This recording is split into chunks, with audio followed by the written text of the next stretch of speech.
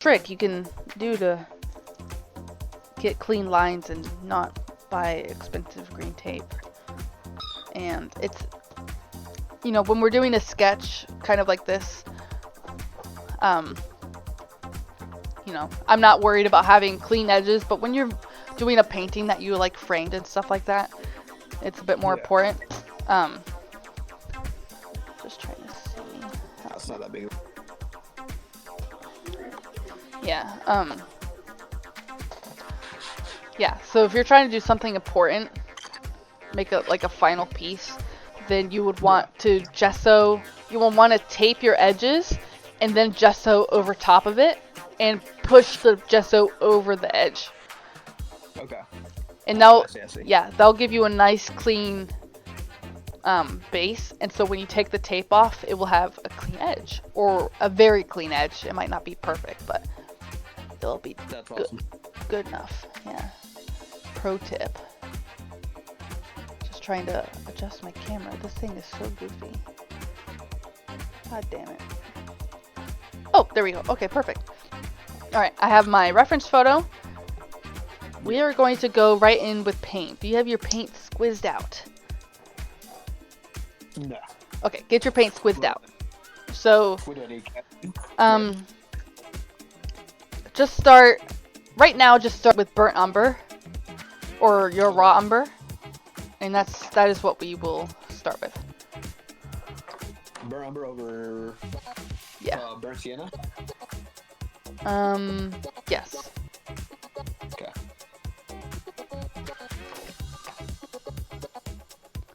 And let me know when you've got that. Okay, got a little bit on here. Alright, so now, I'm going to use my biggest brush, which is this one. It is a number 10, so just use your largest brush. What we're going to do... Oh, do you have your turpentine in your glass bottle? Yeah. Okay. Dip your brush into the turpentine. Okay. Wipe it off on the edge. Okay. And then I gotta make sure everything can be seen well. Come to your burnt umber. Okay. Smush it down a little bit, get some on your brush. And then move it off to the side. Got it. Let me move my gnome a little bit. Keep it back here. Okay. And then we're going to directly paint this on here. Just go ham. Oh, and mine didn't come out. Oh. Mine came out a little thick still. Okay, yeah. Just, if you want it, yeah, go thin, add a little bit more terps. Oh, I see, yeah. Now it's working.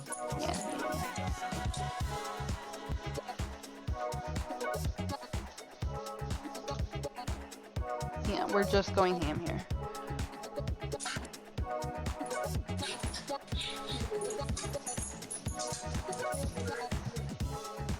It does not matter which direction your brush strokes are in. Bob Ross likes doing his in crisscross, like doing a bunch of X's. This raw umber is really dark though. Yours is like very light. I'm using a tiny amount. So what you can do is, I think that's where I messed up. Okay, so as with your painting as it is now, just take your brush, you know, wipe it as clean as you can and dip it in the turpentine and just go directly to canvas and smush it all around. Okay. Into turpentine and then directly onto... Yes. Yep. Okay. Smush it all around. This part is going to get wiped off when we're done.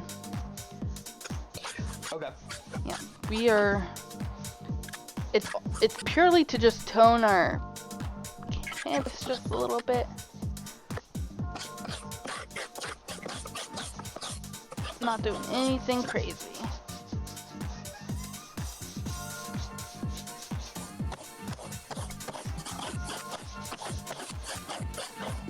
I grabbed way too much in the beginning.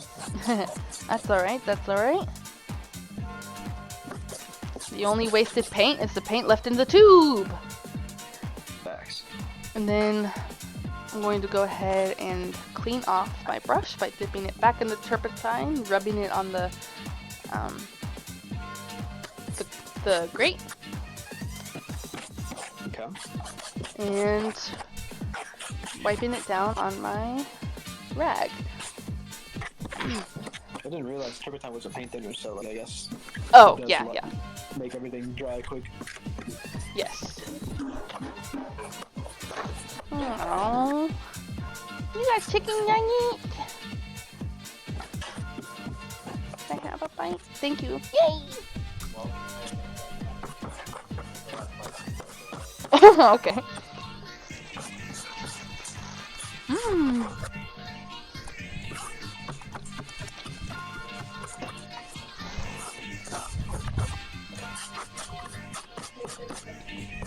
Trying to. Okay. Awesome. How's it coming? It is uneven, That's okay. but it's there. Alright. Is your whole canvas covered? Yeah. Alright. Take a clean paper towel. Okay. Kind of just protect your hand with it. Get it however you can. And we're just gonna wipe this down a little bit. Paper towel will absorb the excess. It's still gonna be wet, but it won't be terribly wet. Okay. And just keep wiping it down until your paper towel is pretty much saturated.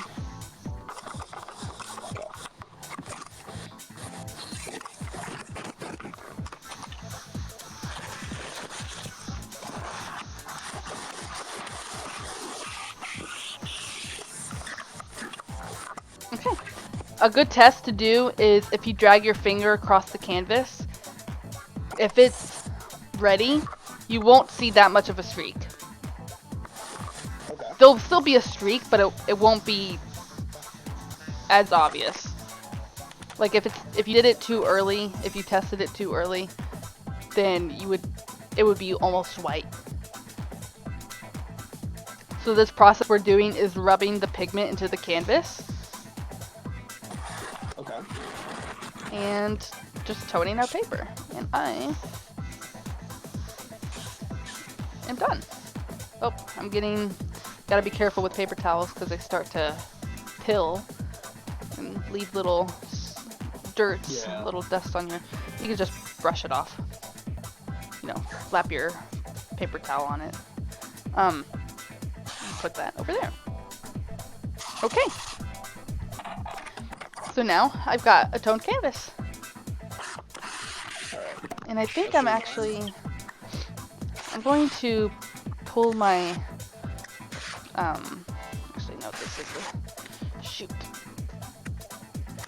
That was a good height. I'm going to, I'm going to raise my canvas a little bit.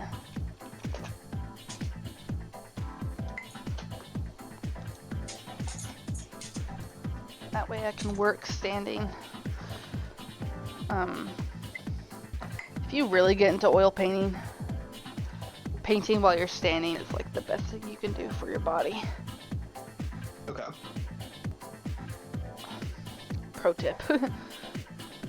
But if I'm standing, I have to wear slippers. Okay.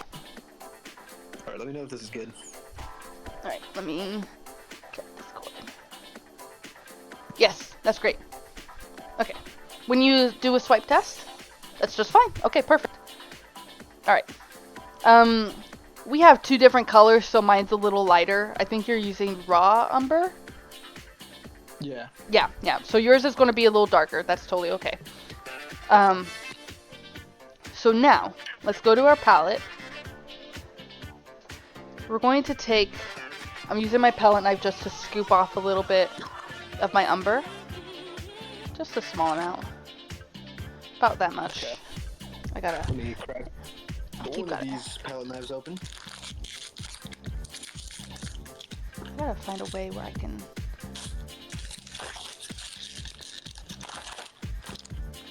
There we go. These palette knives are so cool. Hell yeah. Alright, what do we need, you said? Just let me do it here. Just a little bit of raw, or your umber, whatever it is. Just a tiny amount. Let me adjust this camera real quick. There. Okay. So yeah, just a tiny amount of raw umber. Smush it back down onto your palette. We're going to dip our palette knife. Actually, we'll switch to the brush. So once you have your burnt umber separated from your host pile, get your brush, your largest brush. And you said just a tiny bit of... Yeah, just a tiny bit. Okay. I'm actually going to use a brush that's a similar size to yours. Mine's an 8. Mine is a 6. Let me check. Oh, okay. I have an 8 right here. Perfect. Alright, I'm working with an 8. This is hog hair. Mine's ivory. I don't know if that makes a difference. No, it's fine. It's fine.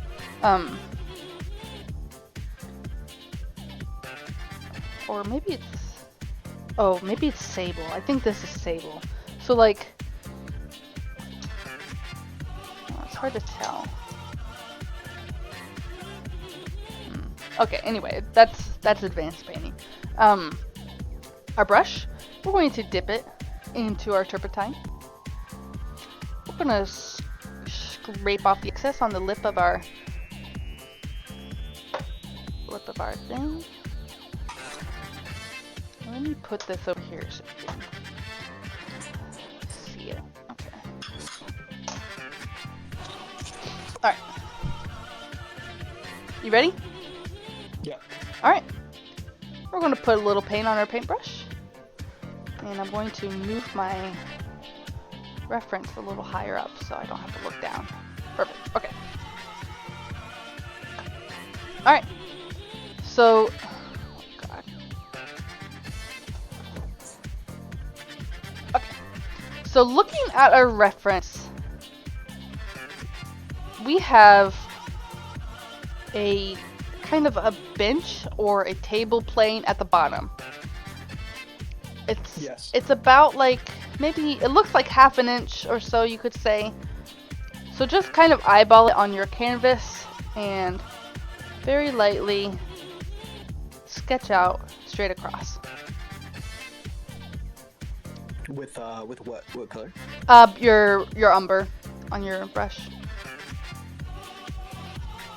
What we're doing right now is our underpainting, so we're going to use the same color for the whole thing. Oh, I see. Okay. So it's okay if it's dark, you said? Yeah, I mean, you want it kind of thin because, you want to build up your layers thin over, or thick over thin. So your initial layers should always be really thin and terped up. Well, I'm saying like this raw umber isn't too dark. Oh no, you're fine. Yeah, you just don't want it to be thick, like out of the tube consistency. You want it to be watered down with the turpentine still. So just add more turpentine to it? Yes. Okay. We're just sketching. Sweet.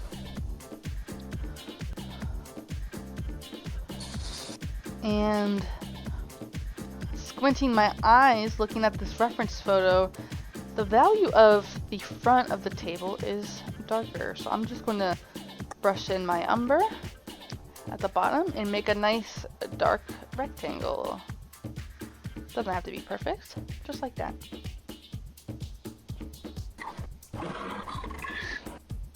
Coffee.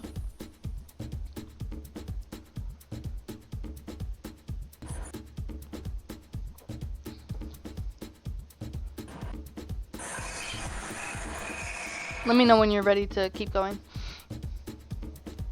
Okay. Okay. So now we can see right above the plane, this front plane here, we can see where the shadow of the apple is. So we're just going to mark where the shadow is, kind of approximately.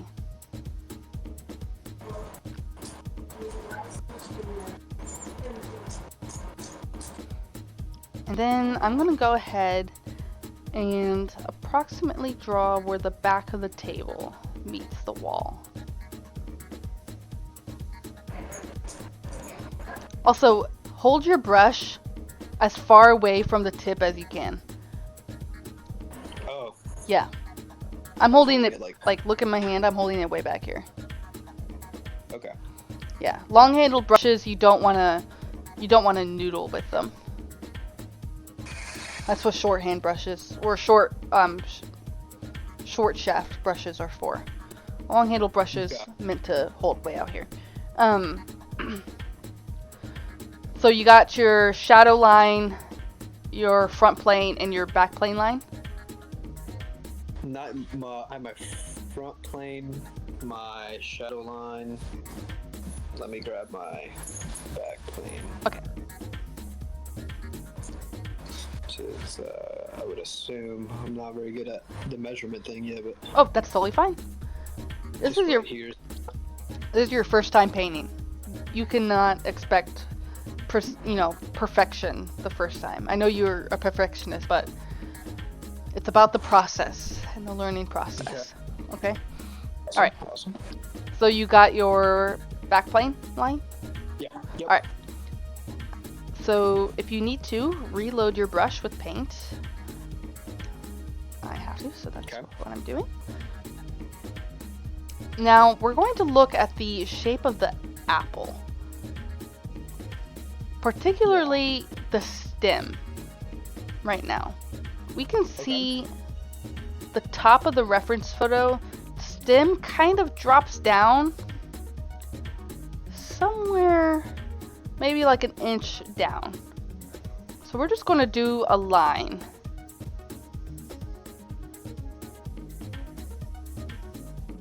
We're going to do a line like that.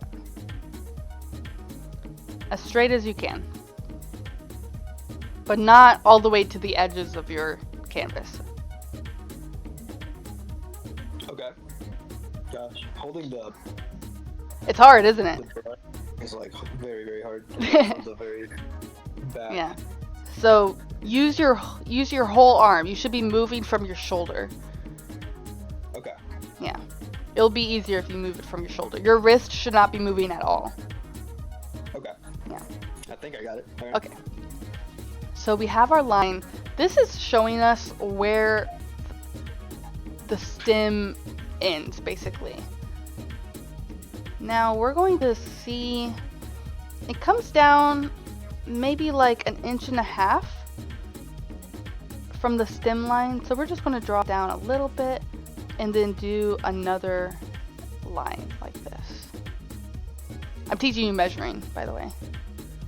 Okay.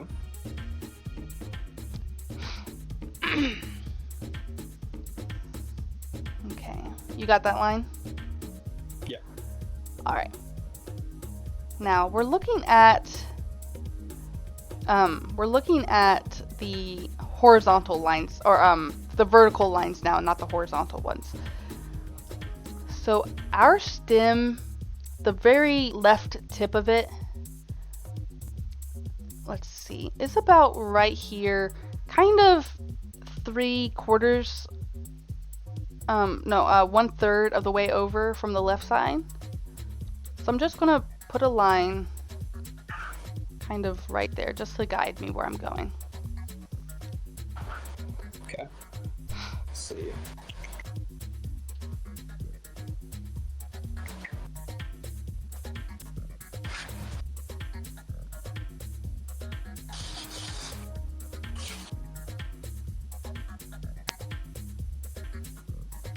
You ready? Yep. Okay. So that is where our stem will stop. And we're using this line to measure how far the apple goes out from the stem. And so using this line, I'm using my paintbrush to straighten, like get my approximate where my line is, and I'm looking at the reference photo. And I'm holding it and squinting or closing one eye to see how far the apple sticks out. Does that make sense? Like, No. okay, let me pull my iPad here. Okay, can you see this? Oh, let me show you mine as well. Okay. Just so you can see what I'm like looking at. Okay, very good. Good start. Good start. All right. Can you see my apple picture? Yes. Okay. So I'm using my brush as a measuring tool. So from far away, generally, you're putting your brush right against where your point is. So for me right now, it's the tip of that stem. And I'm using it to draw a vertical line to split the apple to see how far it goes out, right? Okay. So I can see it goes out quite a bit. So using that, I'm just judging approximately where to put the line that dictates where the edge of the apple is. Oh gosh. All right, I'm watching you. Which is just about right here. So this is the line for the stem here, this vertical line. This is the line for the edge of the apple here. Okay. The one that you just made. Yes, this one right here. Yeah.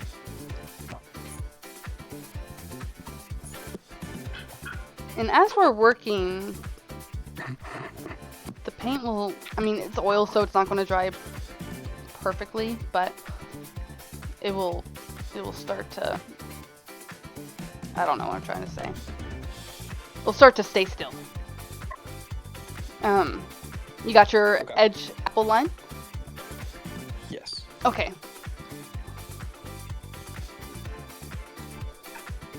Oh gosh.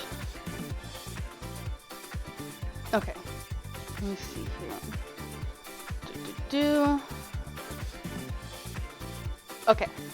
So I'm going to extend my shadow line a bit further out, just to make it easy to see. Okay. So now from the bottom of our apple edge contour line, we're going to draw a diagonal line, just kind of swooping in, just like that, connecting the corner or the point of the end of the line to a point on the shadow line.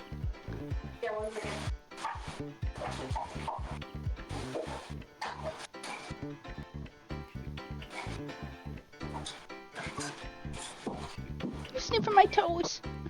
Ow. You got it? Yeah, I'm like trying to see what you did, but I can't. Oh, it's right here. There's- Just the bottom of this line to the shadow line. Bottom of this line to the shadow line. Okay. Yep, just a simple diagonal. Oh, mine wasn't my line wasn't all the way down like yours. Oh, you're fine. Yeah, that's all right. So a diagonal. Yep. Okay. And this will help us approximate the curvature of the apple at the bottom. So now what we need to do is figure out the distance between the leaves and the edge of the apple on the right side. Okay. So if our stem point is where these two lines meet right here, you see me pointing? Yep. We can just kind of approximate. I'm going to use, I want you to watch real quick, specifically for this. Okay. So using your brush, this is how you thumb measure. I'm gonna do it like this. Okay. This is how you thumb measure. Looking at your reference, you put the end of your brush there, and then you just kind of put your thumb where you think the edge is, or where the edge of what you're measuring is. Does that make sense? Even though my picture's smaller. That's a good point.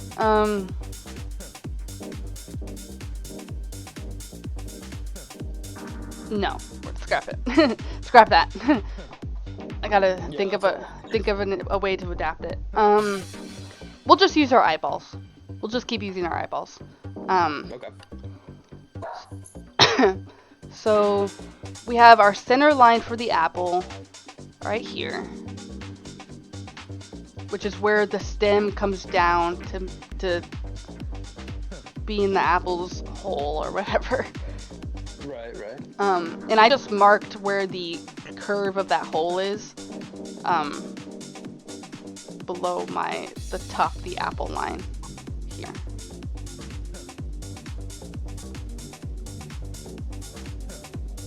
You got that? Yeah. Okay, moving on. Point of the stem, the vertical line for the where the stem, if the stem were to go straight up, that's where it would go. Now, it appears that the leaf that is touching the apple kind of comes down at an angle right about here. It's like an inch, maybe 2 inches. Let me see. Yeah, about 2 inches apart from where the stem is, the vertical line for the stem.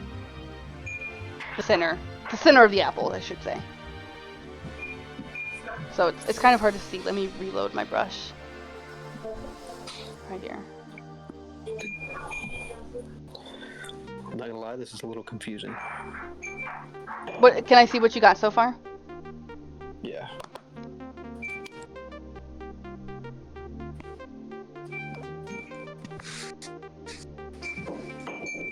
Okay, let me see.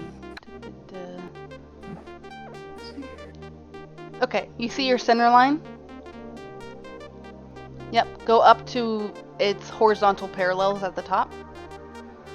Yep, and about 2 inches to the right, draw a diagonal connecting the top line to the line right below it. Yep. Oh, from the left to the right, not right to left. Yep, there you go. Perfect. Okay. Alright, that's where we're at. This will start making sense once we actually round everything out. I'm just trying to teach you how to like sight measure.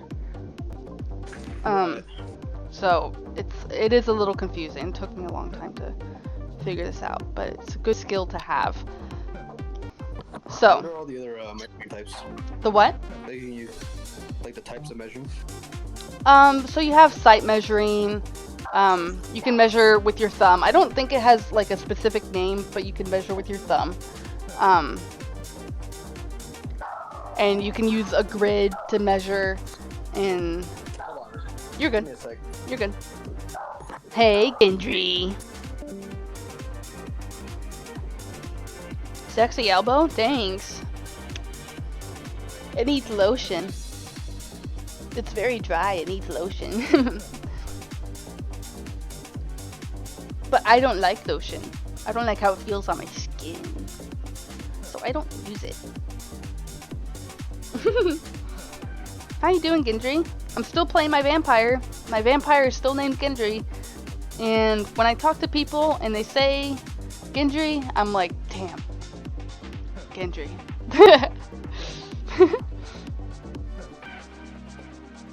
Yeah, boy.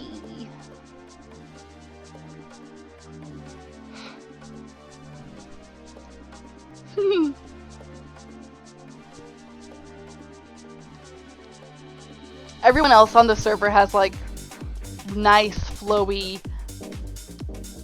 roleplay like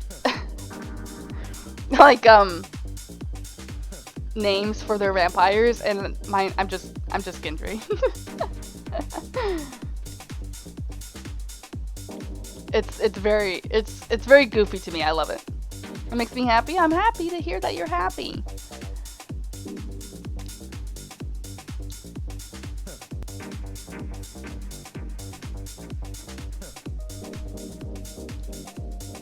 I hope Azlae is able to come back. If he doesn't come back, then I want to keep painting and just keep recording and then upload this to YouTube just to have a demo for him. Moth would never do this? No, he certainly would not. That's for sure.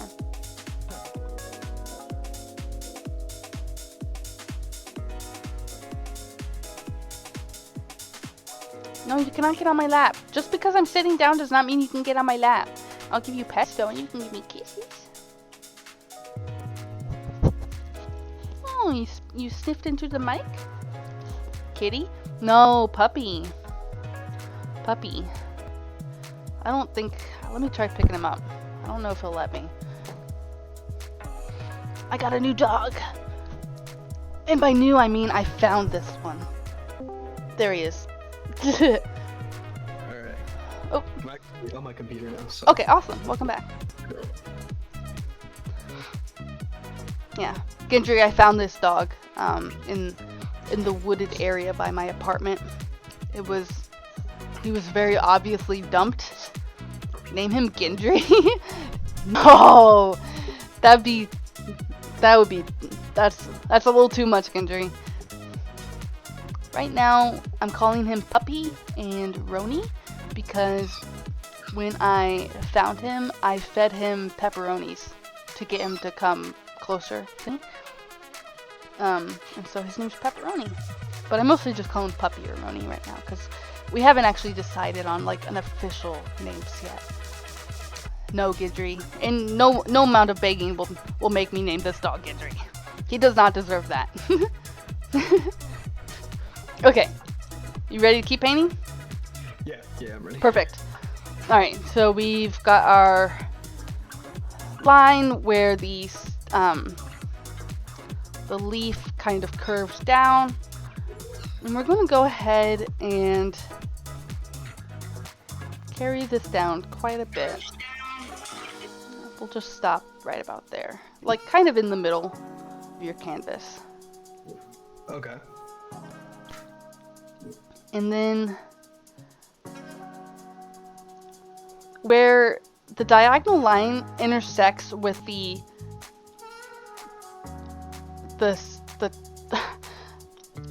it'll be easier if I'm pointing. Can you see this? Yeah, I'm watching you. Okay. So right here where it's intersecting, Yeah, okay. we're going to draw a line straight down.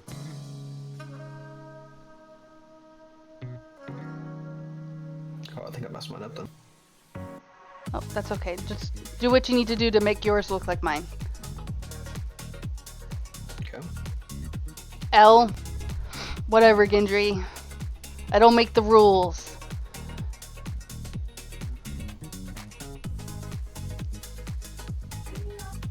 Oh, there's a lady having a hard time with her dog outside. Oh, she's spanking him. Oh.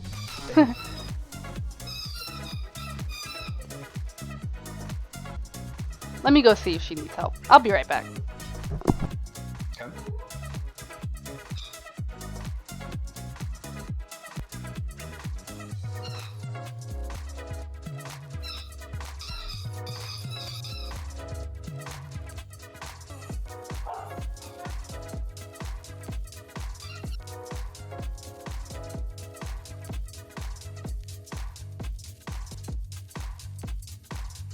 Okay, never mind. I didn't want the dog to get like escalated and like overpower her. It's a big dog, so I was but she got it under control by the time I was about to go out there. So anyway, yes, I love pit bulls. They are my favorite. Anyway, so yours is looking like mine now? Yeah. Okay, Similar. that's all right. So from right here where I'm pointing, we're gonna. paint is like still wet. Oh, Even yeah. after like a while. Yes, it even with turpentine, the paint will, like with turpentine like this, it'll take about a full 24 hours to dry. Oh, okay, well. And the less turpentine you use, the longer it takes to dry. So it can take anywhere from 3 days to 4 months, 6 months, a year kind of thing. Depends on how thick your paint is. Okay. But I don't like it when my paint stays that wet for that long. So even today we'll be working with the liquid, and that will speed up the drying time quite a bit. Okay. So, carrying on, right here where I'm pointing, do you see? Yeah. We're going to go a little higher up. Right about right here. It's about maybe 1.5 inches above the parallel line, or the back line. Yeah, the back line. Okay. And we're going to draw another diagonal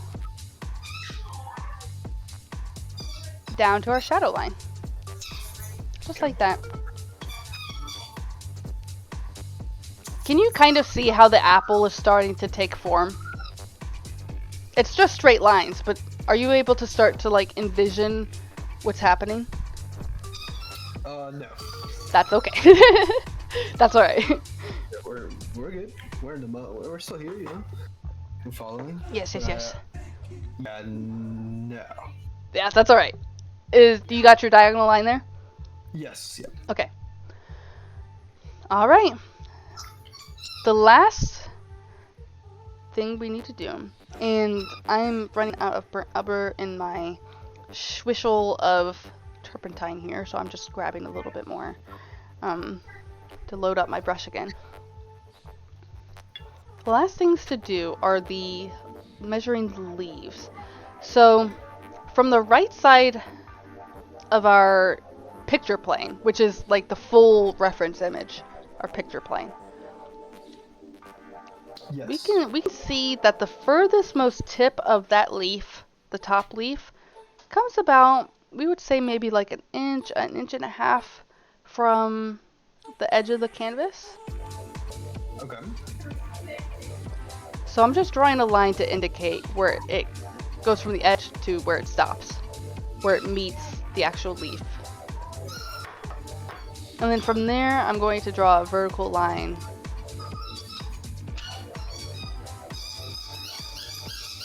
pretty far down.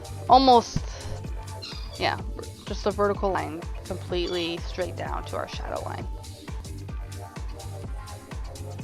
So to our shadow line. Yes. Oh my. Oh yeah, I definitely fucked this up real bad. Let me see it. Cause like my shadow line is like nowhere near where like it's. I guess it is close. It's close, but like it doesn't. Whenever I look at the picture, that does not make sense to me. Like the shadow line being there does not make sense to me. Can I see what you have so far? Yeah, I mean it's a copy of yours. I just hold on. I have to switch over back to.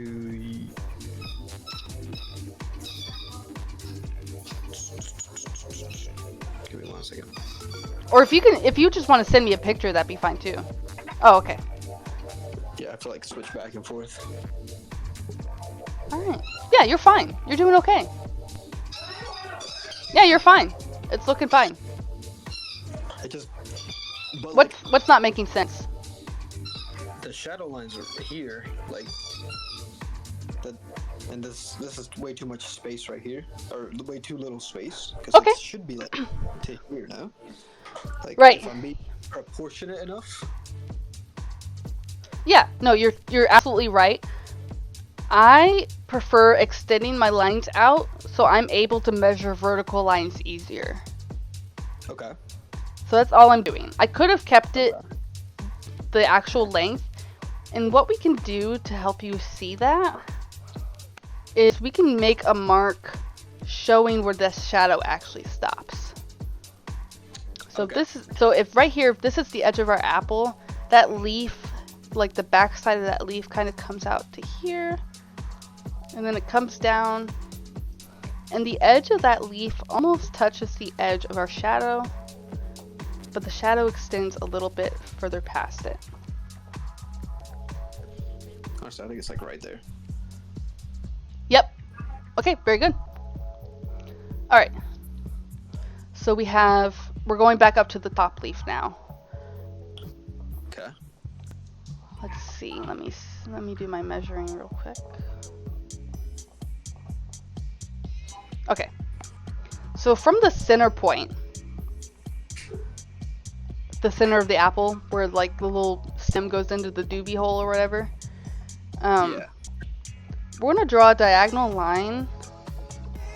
Let's see.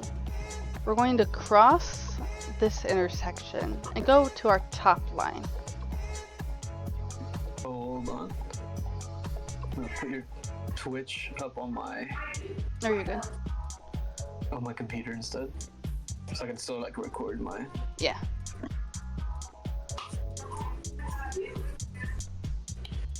Okay. There's an ad. Oh yeah. I turned off ads, but Twitch has their own ads. Yeah. That's it. So from the center of the doobie bit to our here. top line.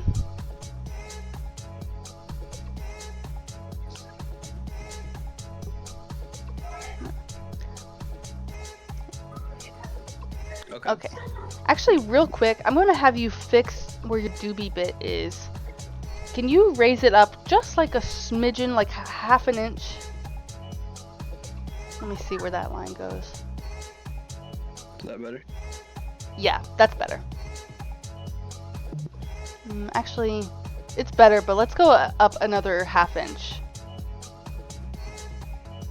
Okay, that's even better. Okay, so just keep in your mind that the third top, yeah, there you go. That's perfect. Can you see the contour starting to take shape in between your lines? There's no lines that are round, right?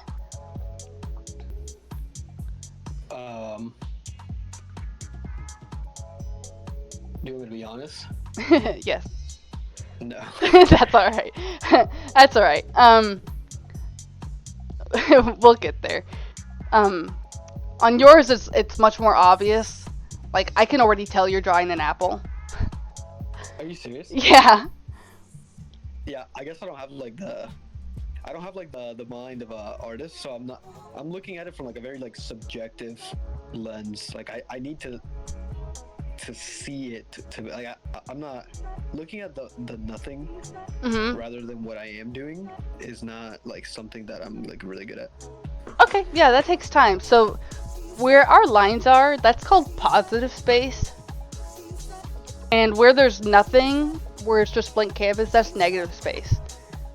Okay. So over time, your brain will learn to fill in the negative space with your approximate lines. Okay. So you'll get there. It just takes time. Yeah. Okay. So we're going back to the edge. Let me see. I'm trying to remember where my lines are. Okay.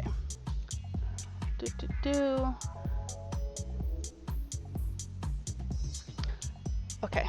So from the bottom of this diagonal line, you see? Yeah.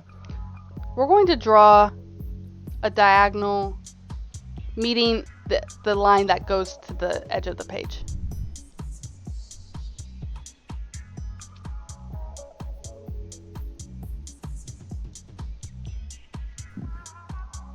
Yep. Okay, perfect.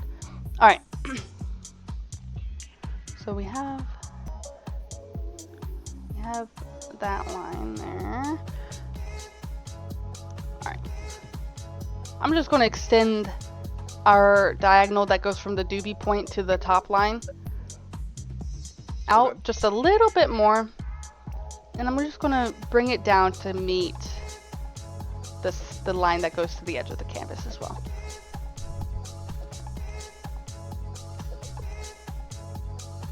So this corner right here, down to the point.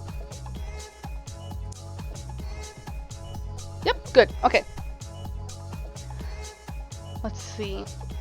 So this corner right here represents just approximately where the bottom of that top leaf sits.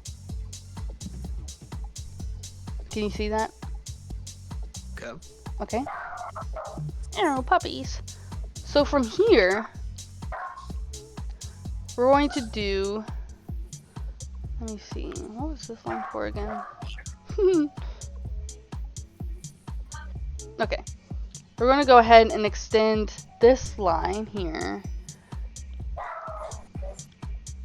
It's the straight line on the right side at the bottom.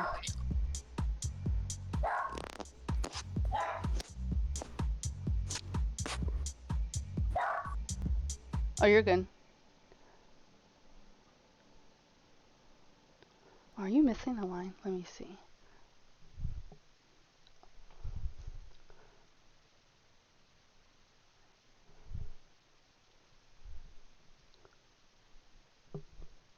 Okay, so from the bottom of this piece here, just draw a line, like go out to the left like a quarter of an inch and draw down to your to the back plane.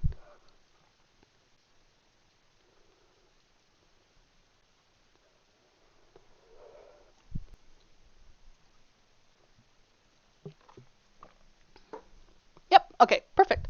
So that line represents the edge of the bottom leaf. And I'm going to simplify it on my end. Our curve. The invisible line, and you don't have to do this, but it's just going to help me explain things. There's an invisible line between where the edge of the top leaf goes to the canvas, edge of the canvas, and the bottom of the top leaf. Invisible line there that meets. Okay, we're going to go back to the apple, and we're going to finish measuring it out. So from the stem, actually, from where the edge of the pointy stem bit on the left side, we have that line, that vertical line that goes down. We're going to meet it right where it, is that perpendicular where it crosses? I think that's what that word is. And we're going to bring it down just like this. So we'll have like a little triangle space right there in the middle.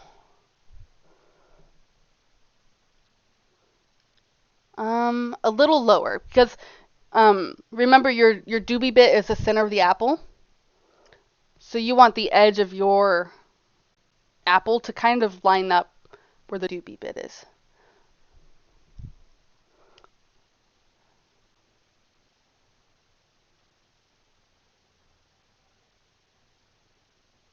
Go a little lower.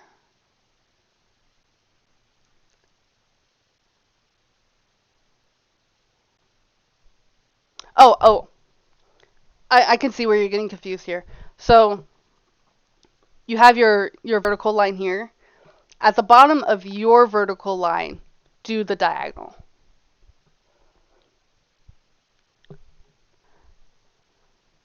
So that line there, yep, go to the bottom and then do your diagonal.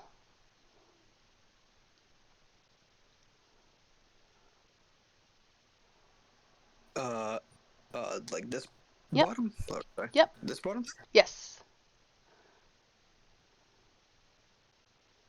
Yay. Okay, there you go.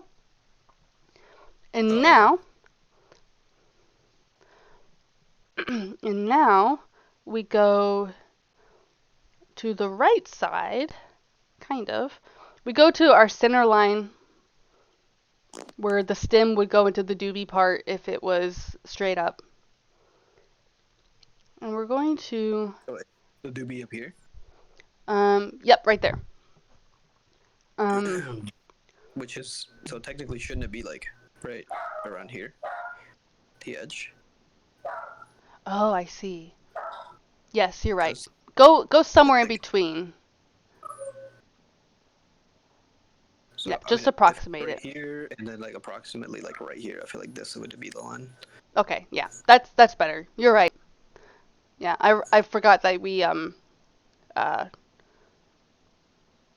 adjusted that line. Um, so from our center line of the doobie bit, we have, okay, we're just going to do a small diagonal just to the edge of our apple line.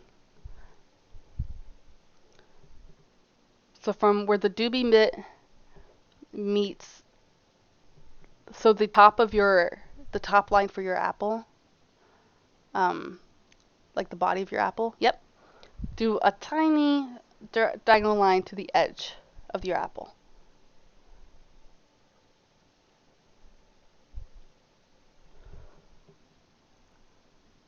Go a little lower. Yep, okay. Now I know it looks like just a bunch of right angles and angular straight lines and stuff like that. But now we're going to start to round it out a little bit. This is the part where it gets a little more organic. So I'm just going to take my straight lines and kind of use them as a guideline to make my round apple shape.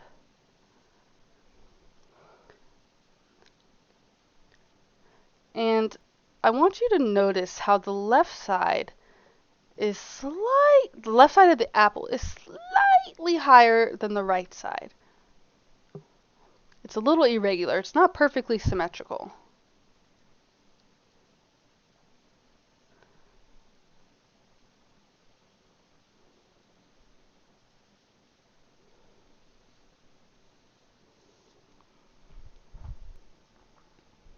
Yep, yep, yep.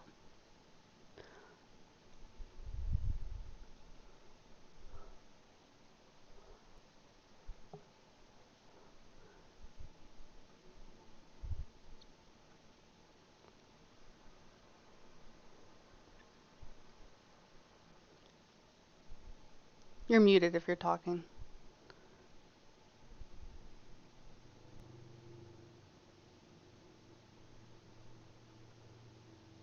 Guys, my dogs were barking Oh, really good you're time. you Sorry. good. You good.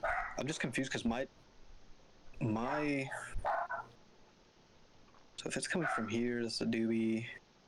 You know, this that's kind of messed up already. Maybe more like I guess this, but it feels like really tall. So I'm noticing that as well with mine. And that's okay. It just means we need to bring down the top of our apple just a little bit. Flatten it out a little bit at the top.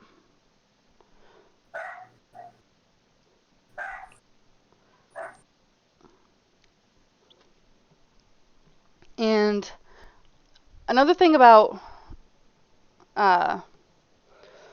oil paints is that, oh, my playlist stopped. It was so quiet. No wonder. Um, the wonderful thing about oil paints is that they're still wet for a long time. So you can take your rag or your paper towel and kind of just pick up where your mistakes are. So these are the lines I don't super want to see anymore. It's already starting to dry, so it's a little hard for me to erase.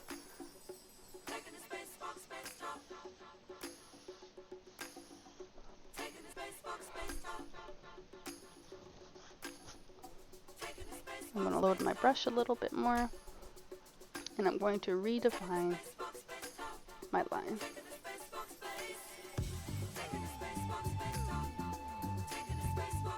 Okay, that's way better for me.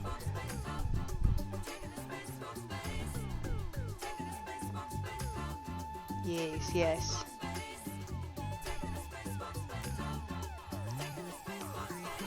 At this point, if the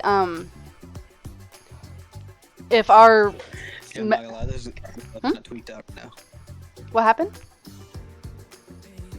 I'm like kinda like I'm just so confused.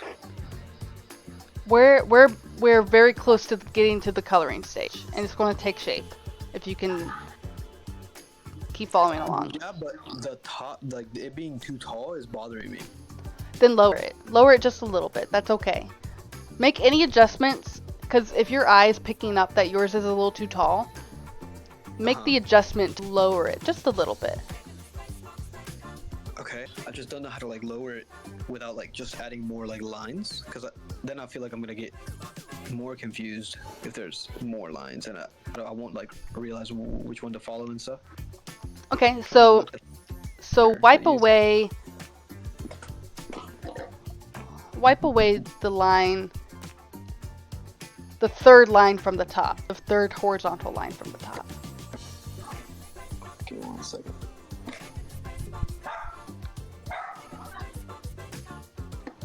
I'm trying to like open up the browser. Oh, you're good. Give me a second.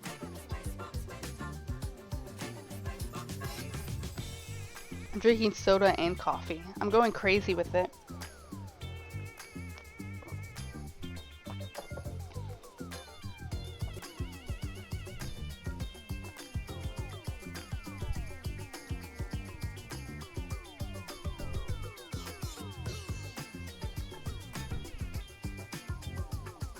Yep.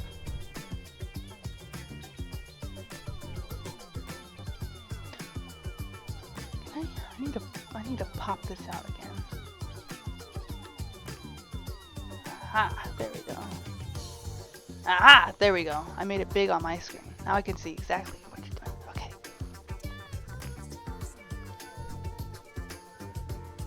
I wish I could like superimpose my finger so I could just directly point to what I'm talking about. Right. I'm just like staring at it, and I'm like. Okay, so Like, put your brush on the top line. On the top line? Yeah. Go to the third line below, or the second line below. Yep. Erase that line. Nope, not that line. Go one lower. Yes. Erase that line with your rag. This one? Yes.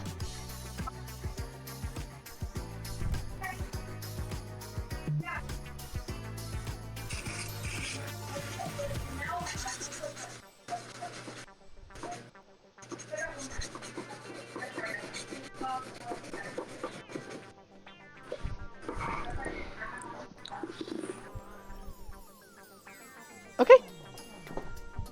So you see that kind of curvy line on the left side? It's like in between your two perpendicular or your two parallel lines on the left side. It's like right here on your painting. I'm looking at your screen. It's just a little delayed. Oh yeah, you're fine.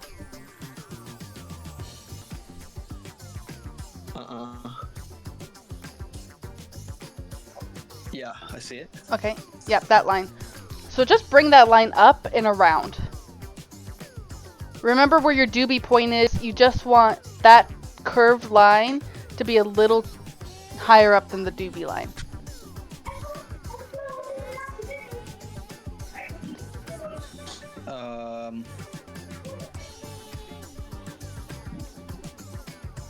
Yep, yeah, where your brush is, go up. I'm just looking at the picture, and I'm just like trying to like see where it's at.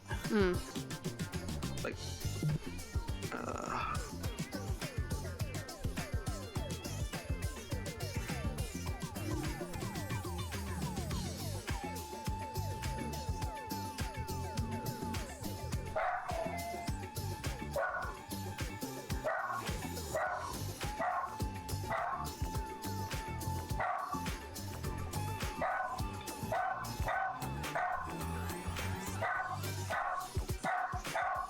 Yes, yes, good.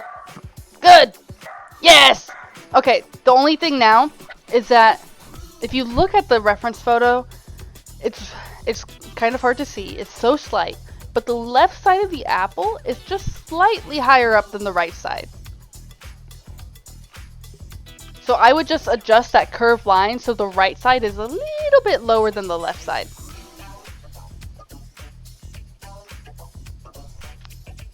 Give me 1 second. You're good, you're good. No, you got hardwood floors.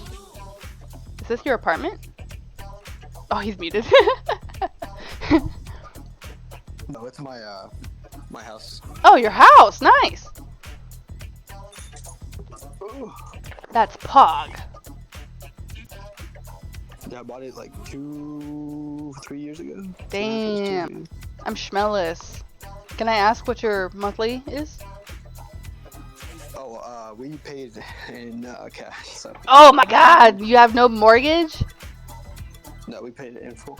That's crazy! You got lucky with it then. Yeah. That is nice. Whoa. Hi, puppy. You give me kisses. You standing up on your hind legs. Give me kisses. Oh, thank you. You're so baby.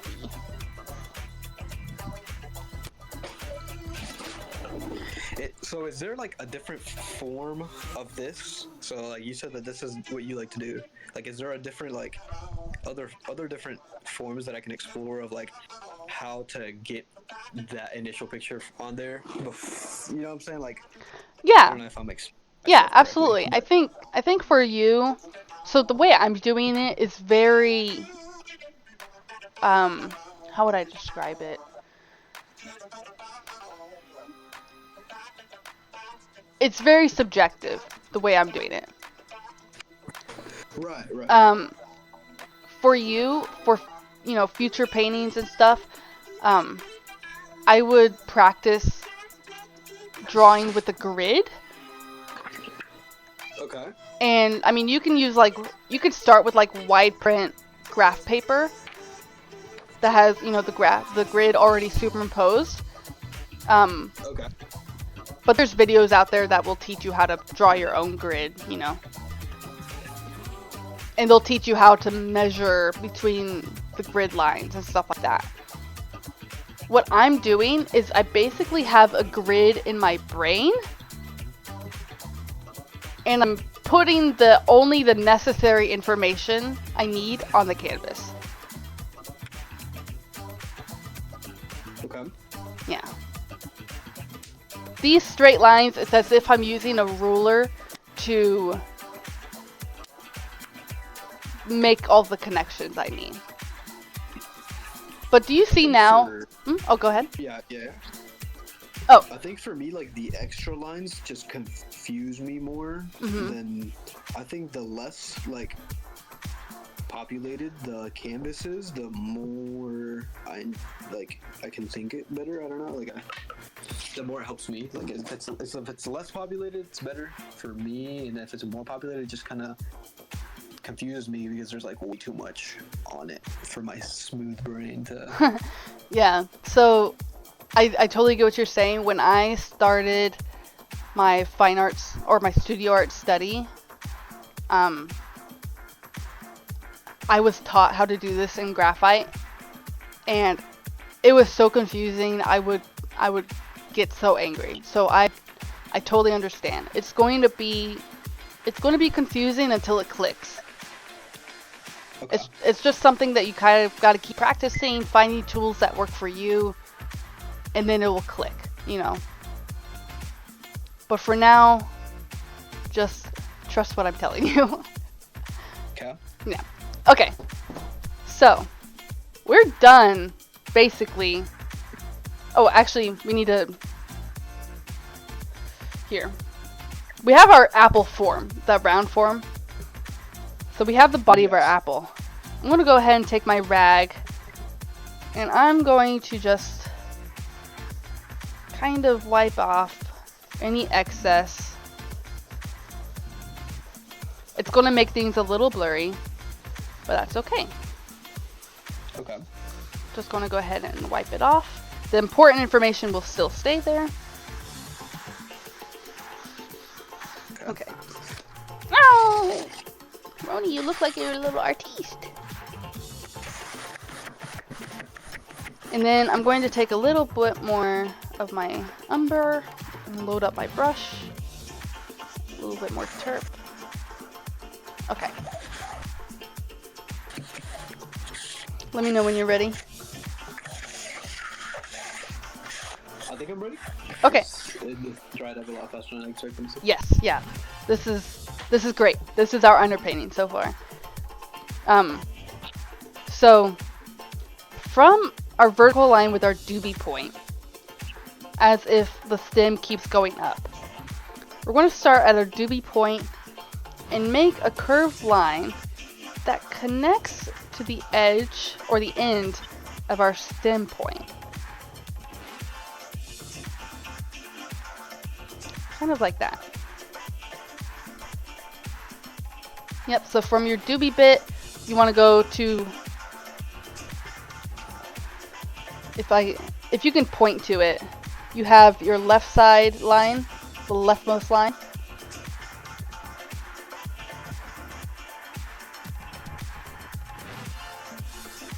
Okay, yep. Oh, I would move it to the point that's the cross section or the intersection right below the one that you did. This one? Yep. Yeah, it's because I did the top of this stem, the bottom of it. I did the top and the bottom. You did it more like top and bottom on a thicker scale. Yeah. I think I did mine thin. Yeah, that's alright. Yeah, just bring it down to the lower edge of that line. There, much better. Okay. And if you want, you can wipe out that line that you made. That was not correct. Okay. To help you see it.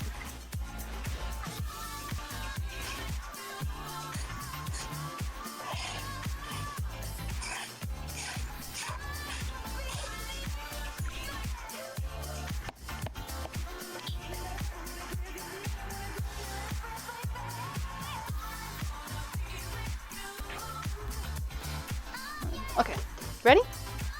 Yeah. Alright. So now, from where that curved line is where, where the stem ends, that cross section, we're going to do...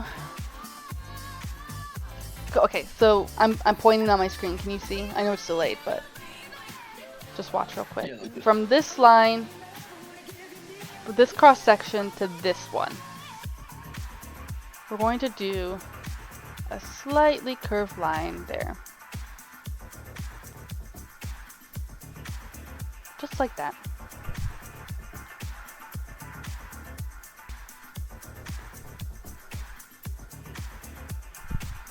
Okay.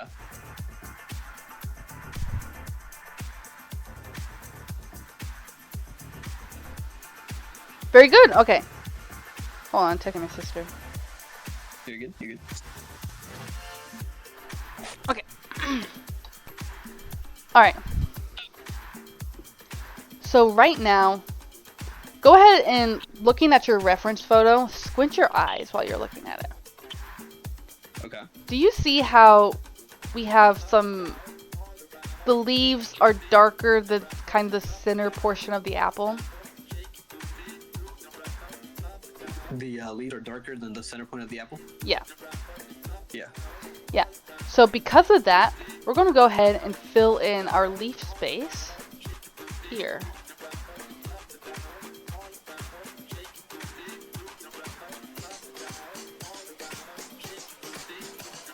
There. And it's okay if it's not super precise.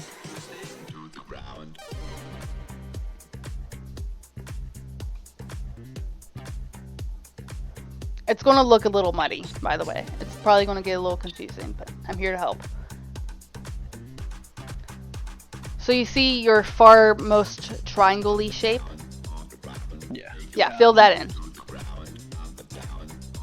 Yep. Perfect. That's our top leaf. Okay. And then you have like a backwards one kind of shape. Yeah. Go ahead and fill that whole thing in. Great, okay, that's our leaves. Now, squinting at the apple again, we can see where the bottom leaf touches the apple, it has a shadow. So what I'm going to do is carve out our shadow shape like this and just pull it down like that. It's going to look like one big shape, but we're going to do a second pass to clarify our shapes. Okay, perfect. Okay, squinting at our apple again, we can see there's a curvy shape on the left side. Now, before you make any marks, watch the stream real quick. I'm going to do this, but you don't have to do it on your painting. So an apple is a sphere, right? Or like an approximate sphere. So it's going to have curvature to it.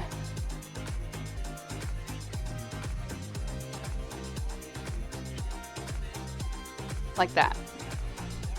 So looking at our shadow on the left side, we want to fill in this portion here.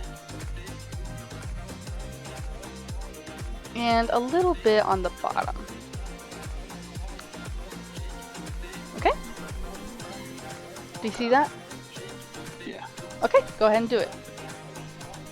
So right now we're only working in two values.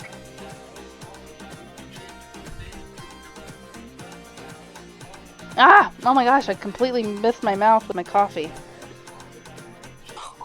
Do you ever do that? I don't drink coffee, but... Oh, well, like, do you ever miss your mouth when you're drinking things? Yeah, every once in a while. Yeah, I feel like it's an autism thing, to be honest. I've done it my whole life. I will just completely miss my mouth. And just spill it right down my shirt. Okay, nice. All right. Wonderful. So, this is our first pass. We're done with our first pass. Go ahead and rinse off your brush and your terps. And now I must ask you, would you like to keep going? Or would you like to take a break? Let's see. What time is it? It's 7. Yeah, it's almost 7. Let's take a break. Okay. Absolutely. Yeah, because... Oh, sorry. Oh. Caitlin's friend came over and they want to get dinner. Okay, absolutely. I'm going to keep streaming so I have a full recording. And I will edit it and put it up onto YouTube for you. Okay. And I will do my commentary the whole time as well. Oh wow, thank you. That's kind of you. So, question. Yes. I have this in the turpentine, but bristles are still like not white. Like they. Yeah. So. Initially were. Yeah. So your paint will dye your bristles. This brush used to be white. Over the years, it's turned. It's not gonna harm it or anything. No. As long as like when you wipe it off on your rag or your towel, I have an old t-shirt here, and you don't see like any major paint streaks, you're fine. As long as you got the majority of the paint out. And then to rinse or to like clean your brush, you can like fully, you can just use dish soap and put a little dish soap in your hand, swirl your brush around, like if I had dish soap here, swirl your brush around like this, and then just rinse it out. And you've got a clean brush. Okay. And then just, you can dry it flat or dry it up. Just don't never point the bristles down. Okay. Yep, and that's all you gotta do. Oh wow. So I can use like literal soap, just like hand soap? Not hand soap, it has to be dish soap. Yeah, dish soap. Oh, it has to be dish soap. Yeah. Dish soap is made to cut grease, and oil paint is literally just grease and pigment. So, Okay. yep. Wait, so So this is good. Oh yes, yep. Just spray that on your brush or spray it in your hand and swirl your brush around and rinse it off. Okay. Don't want to ruin the bristles, you know. So Oh early yeah, on. no, it will be totally fine. And then I'll show you something.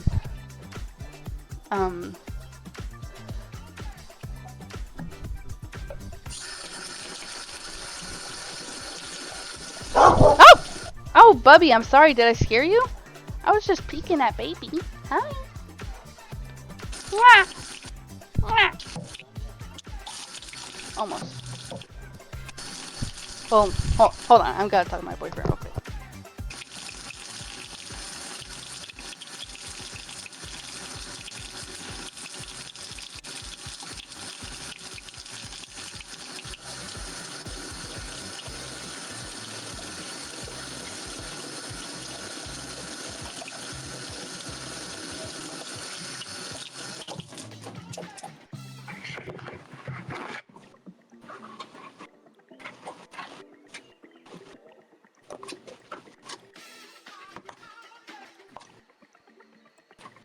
Alright.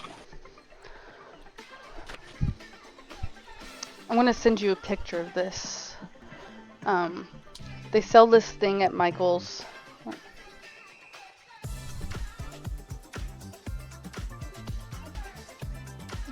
Coworker emailed me. They sell this at Michael's. Let me send it. You can use this as a brush cleaner. I prefer not to. I prefer using dish soap. But it's also a conditioner for your bristles, for your paintbrushes. So if you notice your paintbrushes are starting to get like frayed or like kind of split on the ends, not split, but like, you know, not uniformly shaped, you can use the conditioner and like let it soak. It's a hard bar of conditioner, so you have to get water, froth it, and then let it soak. And you can wrap it in a paper towel to help its form, and then let it sit there for like an hour to 3 hours, and then rinse it out, and you'll have a nice conditioned brush that will be almost as good as new. Okay. Yep. Sweet. Yes. But all right, I'm going to keep painting. Do you have any other questions? This I can just cover up, right? And just let it Yeah. sit here? Yep. Just put the lid on it. Keep it out of the sun. Put it in a shady spot. Keep it out of the sun? Yeah. Okay. Alrighty. Yep. And as far as, yeah, of course, as far as your canvas goes, just put it in a safe spot. And when you come back to it, it should be completely dry. Move forward. Alright, thank you. Yeah, no problem. I'll talk to you later. Yeah, let me know whenever I'll let you know whenever I get home, and then we'll go from there. Okay, absolutely. All right, I'll see you later. Bye. Okay. All right, guys, it's just you and me now. It is time to speed things up a little bit. How's this looking? Still a little wet. Can I? Oh yeah.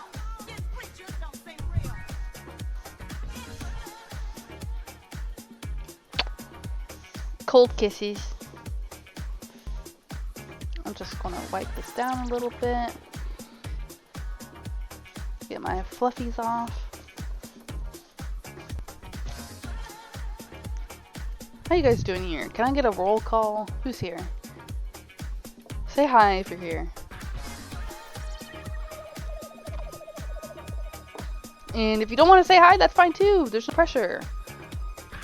Hi, Funky! Alright, we're going to speed this up a little bit. Alright. So, I have to talk like I'm teaching a class. So from here, your background noise, yes, I love it. I love using streams as background noise. So from here, it's important to remember oil painting works best when you go from dark to light. The edges of your lines will just make more sense, or not your lines, but the edges of your value shapes will just make more sense if you put light over dark. So we're going to start with our darks, our dark shadows, and then build our picture up from there. I'm going to move my terps out of the way. Alright. I kind of have to go to the bathroom. And when we're looking at our reference image, which I think I will superimpose over this video when I go to edit it. When we're looking at our reference image, it's important to remember colors are not just red, green, yellow, white, gray, black kind of thing. Colors are made up of a bunch of various hues and have different saturation levels and values. So when we're looking at the shadows, your mind might say, oh, it's shadow, so it's black. But that's not the case. Looking at our, oh, you know what? I could just do it like this. Hold on, guys. I could just put our image right here. I'll just cover me up. It's time to get rid of the gnome. Bloop, bloop, bloop.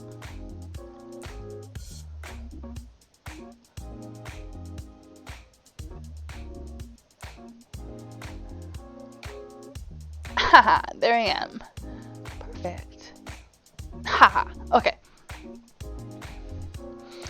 So looking at our colors, the shadow is not black. In my mind, I know that this area of the apple, it's somewhere reddish. It's a little orangey.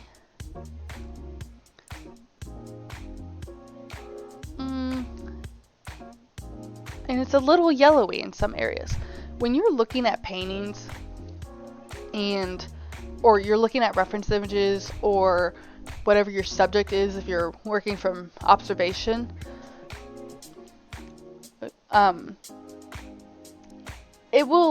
it behooves you to describe colors with multiple words, just like I did. So, yes, yes, Zach. Oh, you're just paging me? Okay. I wish that was on camera. My easel is blocking what just happened, but that was very funny. So looking at this red, like I said, it's red. It's a little pinky, a little yellowy. Some areas it's a little orange. And towards the shadows, it gets purpley. The shadows themselves are really like a deep red, purpley color. So we're going to go with that. Yeah. We're going to start with a deep purpley color. Another thing to remember is my dogs are like growling. I gotta close this door. They're like playing, but it's very loud.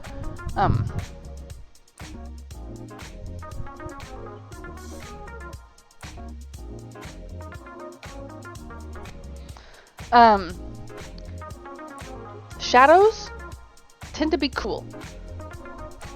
Light tends to be warm. You can have cool light and warm shadows, but general rule of thumb to start. What are they barking at? Jesus. I don't know. Rule of thumb, shadows cool, light's warm. So I have this red here. This is cadmium red hue? Yeah, cadmium red hue. It's a warm red. I'm gonna plop it down right there. And then I have ultramarine blue. Now mixing these two colors together, just a little bit, will produce this kind of, it's almost like a brownie color as when it's all lumped together. It's very similar to umber, but as you can see, the traces of it, purple. Or a very, I don't know what color, how I would describe this color. It's like a deep velvety red satiny purple. And that's what we're going to use for our shadows. I've only got a little bit here because I'm going to water this down with some terps because we're still kind of working on our initial layers of our painting. And you see how it's like a nice deep, and it's okay with our initial layers if our colors are not precise. As you're painting, the colors on your canvas will influence each other. And so you'll have to you will have to judge how things are when you have a full canvas of color. So you do one pass of your initial color estimations, and then you look and evaluate and see what's working and what isn't and what you need to adjust. So we're going to do our shadows. Oh, that is a beautiful deep purpley red. I freaking nailed it on this one. I freaking nailed it. I'm going to bring this down. It's going to meet our shadow here on the table. And I'm going to go ahead and just paint down this shadow.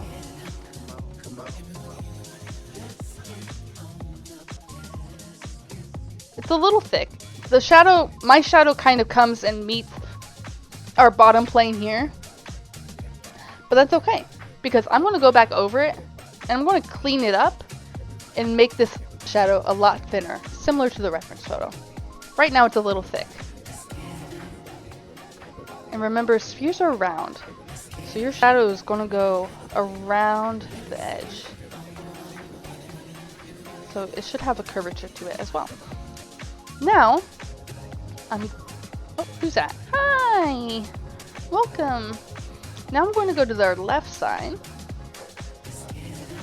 Bubby? What? Oh, you are? Oh. Well, baby, hey, I'm trying to teach here. You're interrupting my class.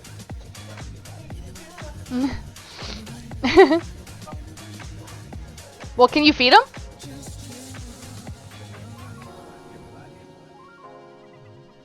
Okay, we're just gonna keep painting. So our shadow shape kind of goes like this. Now on our reference image,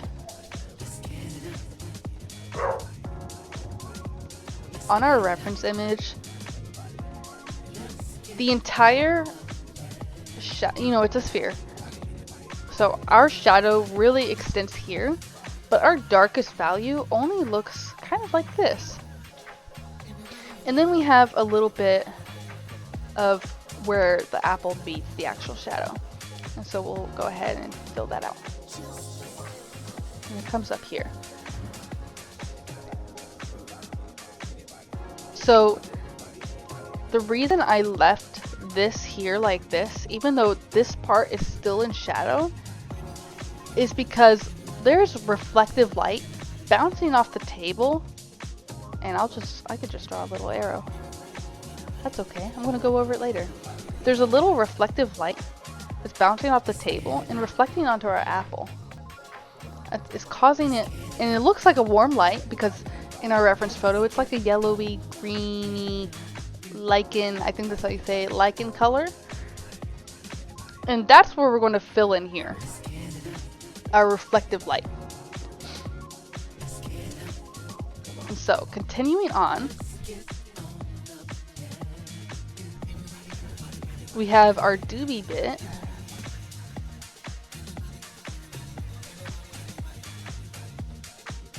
And our shadow of the leaf meets the edge of our apple here.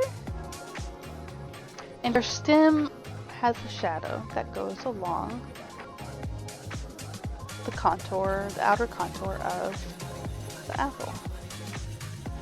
Here. Wonderful. And it appears, I'm squinting my eyes and I'm looking at this, and it looks like right here there's a little bit of a darker value. Just right before where our highlight is. I'm just going to fill that in just so I don't miss it later. Okay. And now looking at our leaves, the shadow of the leaves is a different color. Actually, before we move on to the leaves, I'm going to go ahead, using the same color as our shadows, I'm going to fill in the stem. The stem is about the same value as our shadows, so it makes sense to use the same color. We'll fill in like that. And remember, this is just approximating. Once we get into, oh, come on. Okay. Once we get into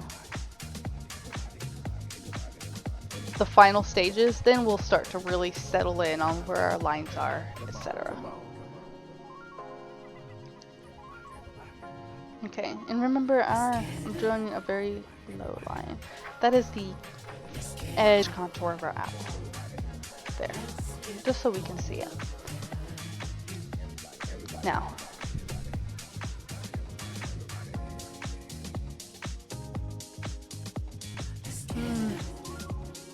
I'm squinting my eyes. The hue of the leaves is obviously a different color, but I'm thinking it might behoove us to stick with this purple color just so we can continue defining our shapes into smaller shapes. So that's what we're going to do. So, this is where our stem is. It's in shadow. It's interesting. Okay. It's in shadow here.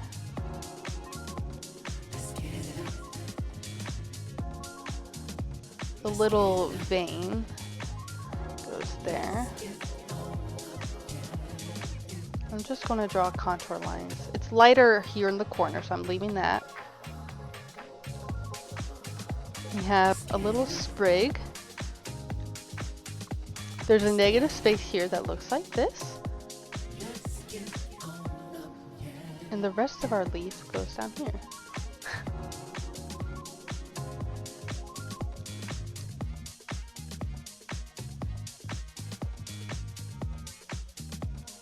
And it looks something like this.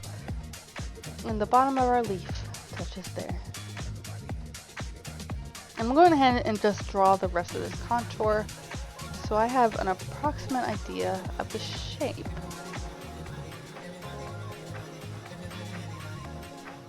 So I'm going to go ahead and do this like that. Now, this is only the top portion of that top leaf and a little bit of the lower portion, but we're going to go ahead and fill out the rest of the contour like that. And that is our top leaf.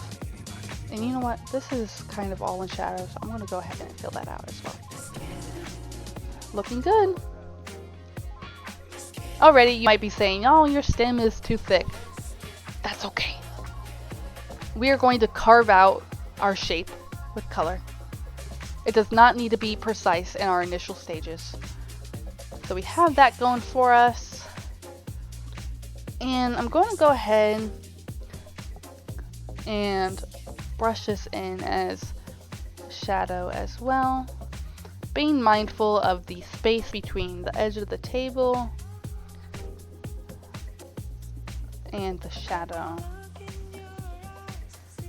of the apple.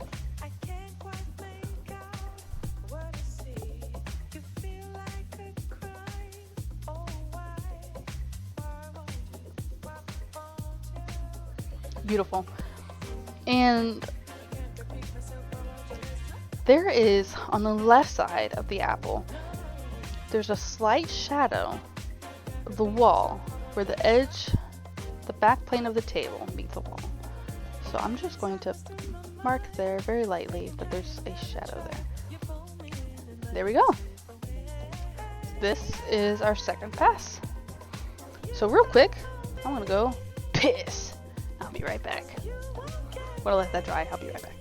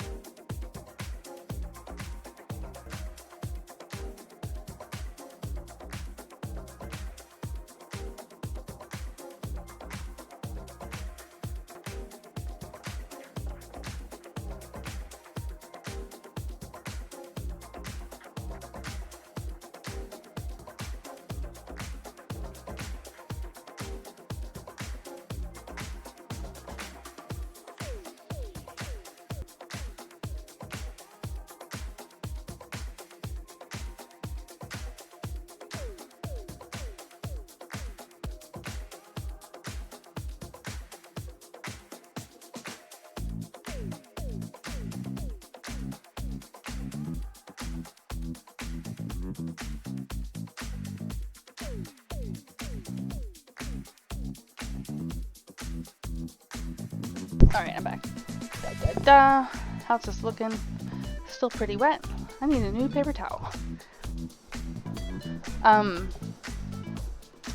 This is optional, but Lowe's or Home Depot sells these blue towels.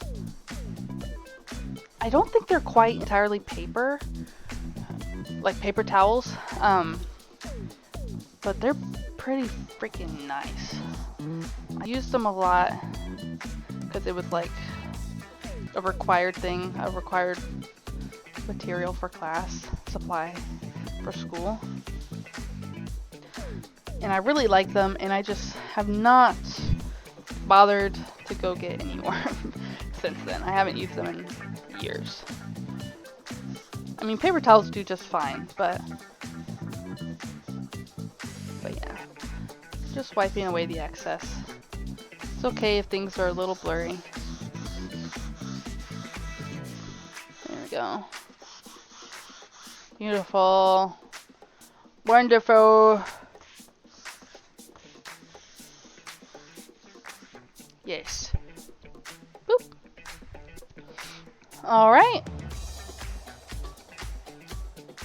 We have our two values. All right. We're going to go ahead and start doing some hue. We're going to do our subject first, and then we'll go through and do our background. So, I'm going to rinse off my brush. I'm still sticking with my large, what is this, an 8? With my 8 filbert or whatever. Yep, filbert. Trying to get as much pigment out of my brush as possible. There we go. And now, we're going to mix a red. This red is orangey, but also, I want to wipe this down here.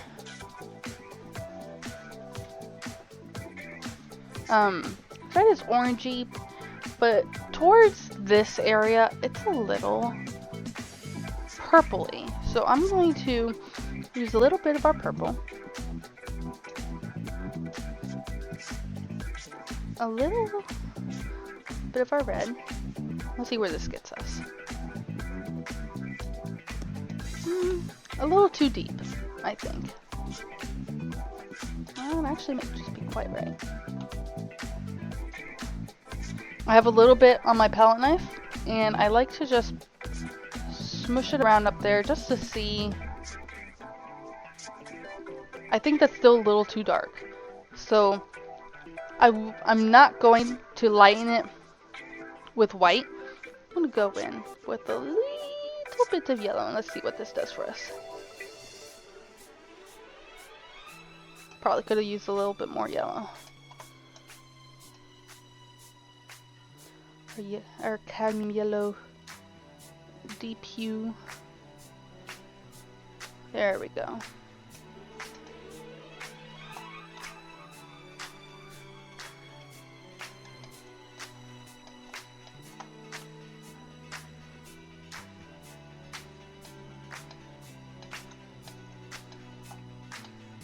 Man, I feel like I should do a painting class every week. They are fun. Oh no, it's getting really dark. Okay, hold on.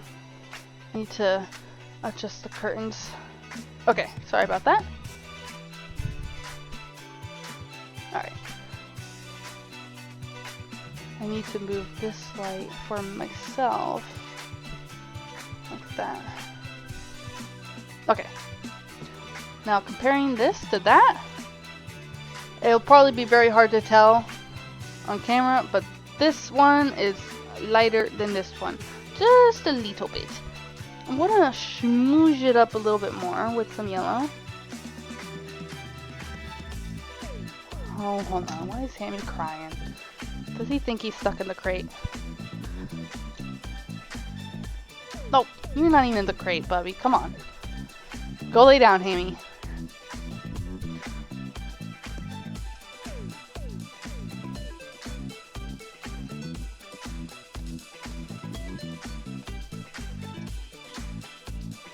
Let's see where this gets us. Yep. Just a tiny bit lighter. We're gonna go ahead and do that. I'm wiping my palette knife off on my rag, just so it's clean for my next use. And again, I'm gonna put a little bit of terps on my brush, dab it off. And we're going in with our hue of red. And we're gonna fill in this part here. So as you can tell already, our darks are currently lighter in value than our red.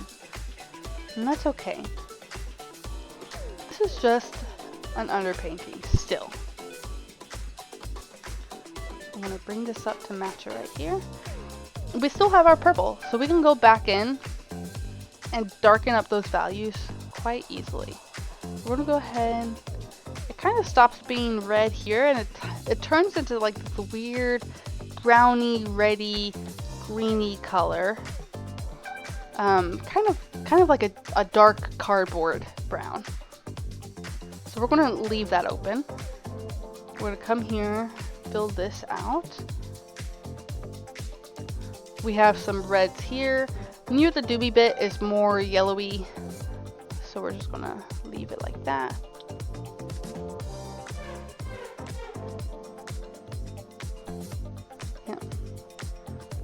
And our highlight is just about here, so I'm going to leave that just like that.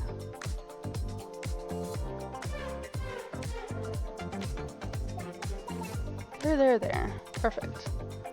Wonderful. Looking good. Now we're going to go ahead and do the same thing for our leaves.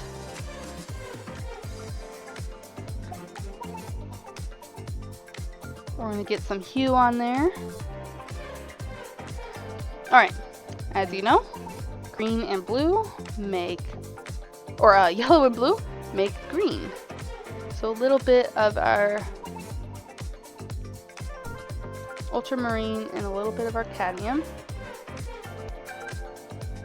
I'm looking at this and it's not quite as vibrant as I'd like it to be.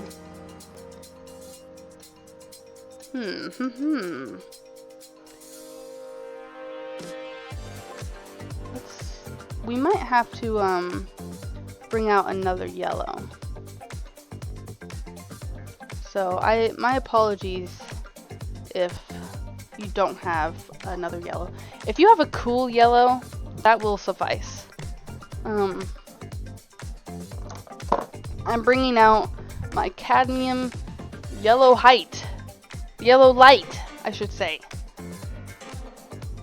And we're gonna plop that right over here. Now, there we go. This should get us the green we want. And you know what? We won't waste paint. We're gonna use this brownie color. We're gonna put this yellow in here. We're gonna go ahead and use quite a bit.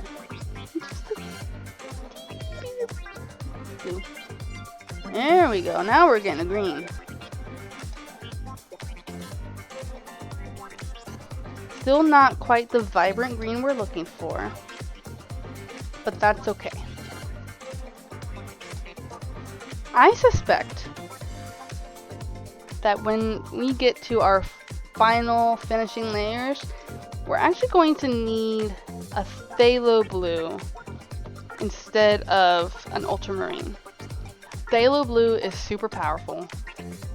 You don't need a whole lot, but it really gives you, when mixed with yellow, a really nice, wholesome tree green tone. And you know what? This green looks looks very similar to our reflective light in our yellowy bits. So let's go ahead and we're going to use it all around. I'm going to put it here. I'm going to drag it down here. It's okay if they mix a little. We're working a la prima. That's kind of just what happens. I'm not even going to worry about rinsing my brush off in between. I'm gonna put this green here.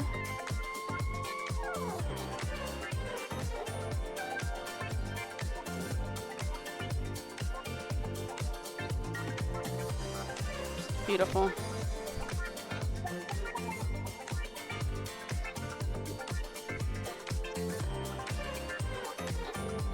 And we're gonna go ahead and there's like this stemmy bit, like a new growth kind of leaf here. I'm just gonna carve out that negative space, save it for later. I wanna just dry brush some of this green on here.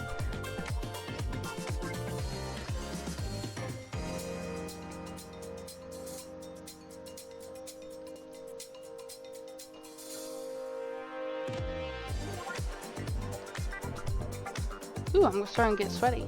I think the AC turned off.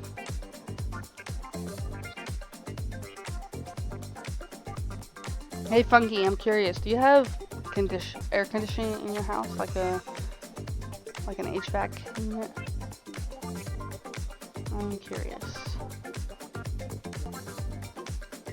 Because I know it's not really a thing in Europe, but I've heard some houses have them. But I'd imagine you don't need them where you are. All right. We've got our greens, our reds. Let's go ahead and put in our darks again. Using the same purpley color.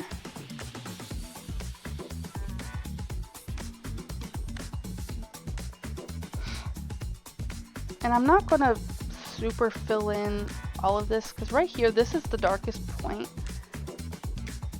Oh, I can't remember the name of the shadow. Hold on, I have a sheet that tells me.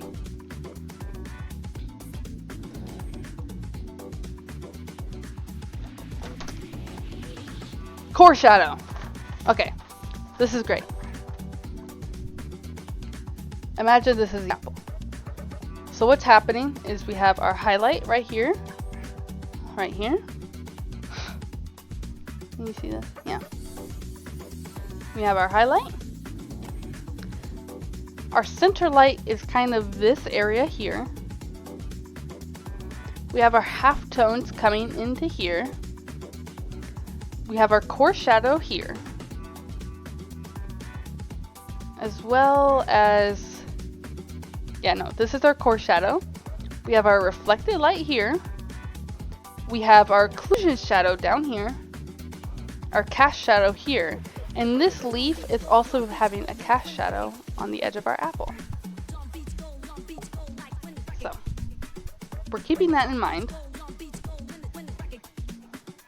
as we paint.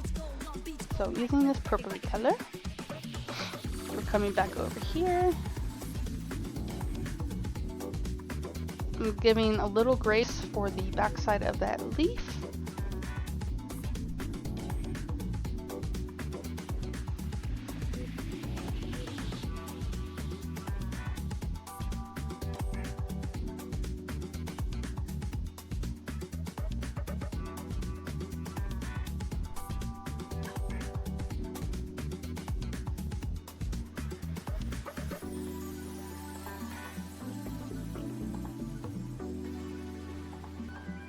I'm going to go ahead and specify our cast shadow real quick.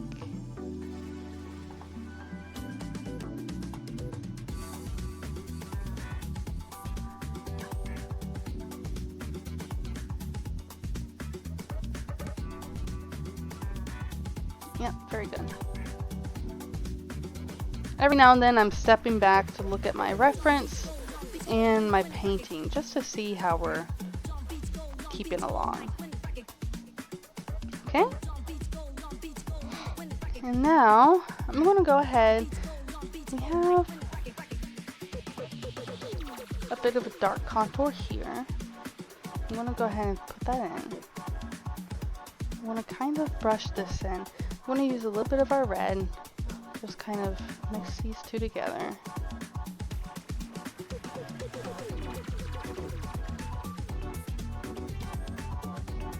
Oop.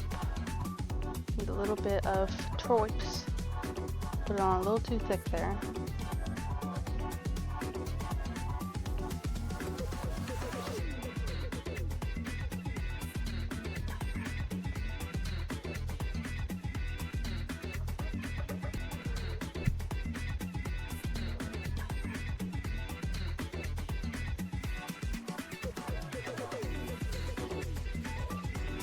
I'm going to go ahead and rinse this off, dab it on my brush just to start a little bit of a clean load. I'm going to go back in with to our doobie bit.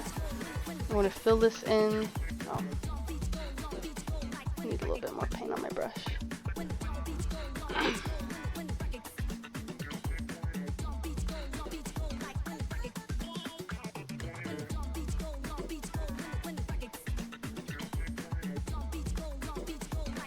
And I'm still sticking with the big brush, but I can specify and thin out my lines just a little bit.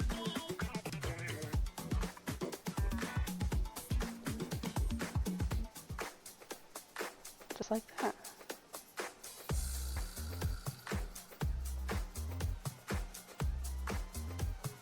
Okay. And I'm just drawing the contour here. Contour is the edge of something.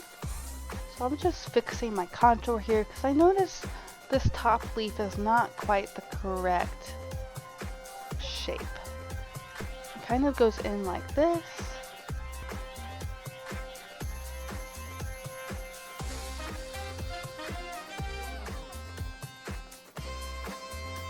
More like that.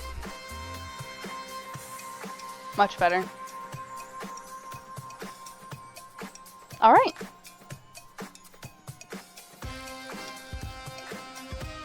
Let me go in a little bit more of this green.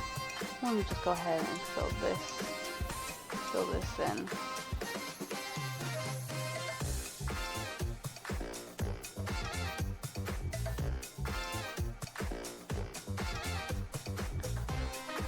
I'm worried that was a little too raw.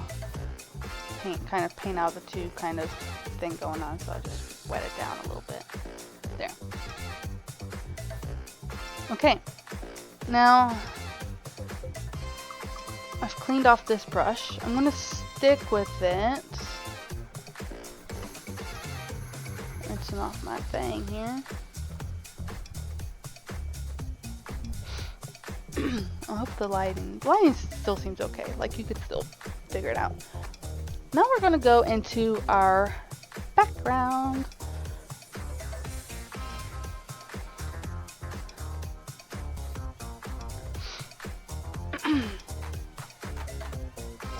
Let's see.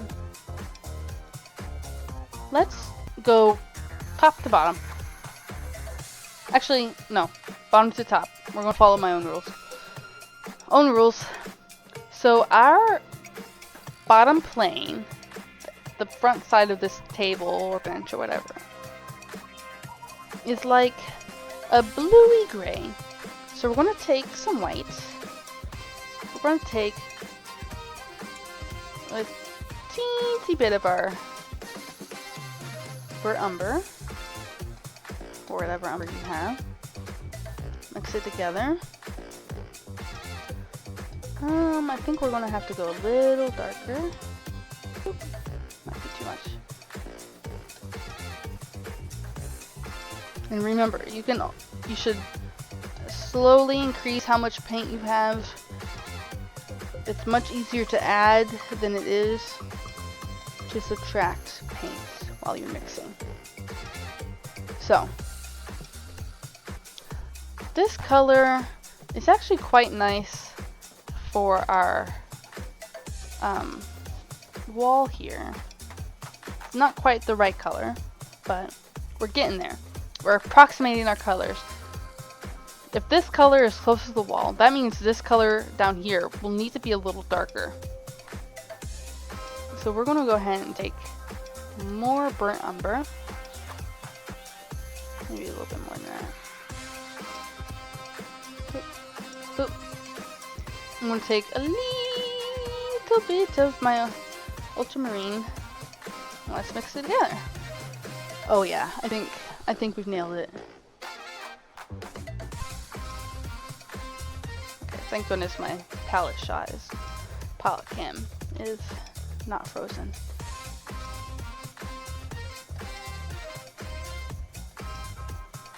Okay.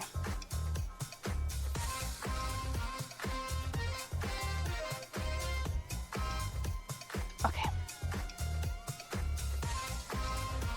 Now, with just a little bit of terps on our brush, we're going to place this on here. And keeping in mind that our table is actually a lighter color. It's going to look a little purpley in the beginning. That's okay.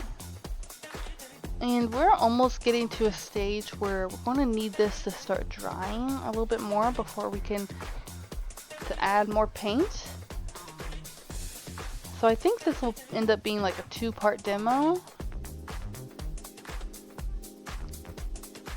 We'll see.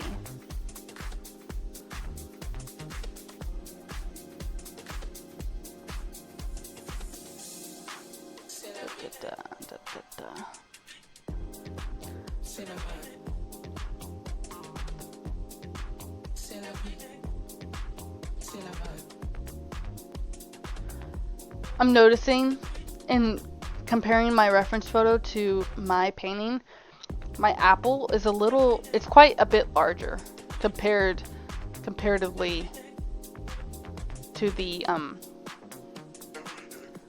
sides, the background. Oh, he's like laying against my leg.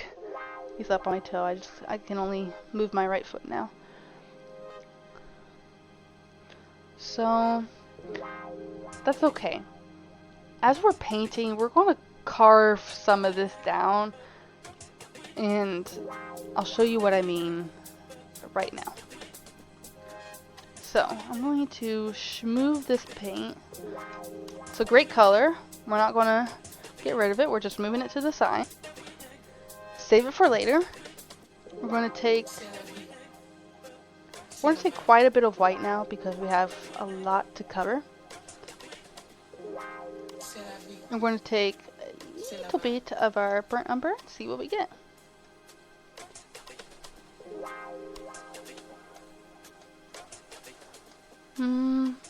I think this is quite close already.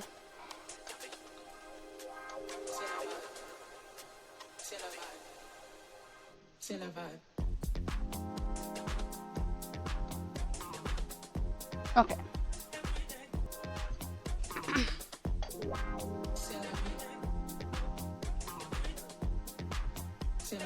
I need to rinse off this brush real quick.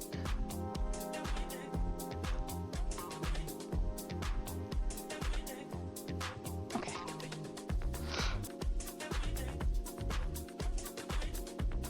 Oh, we need a little terps still.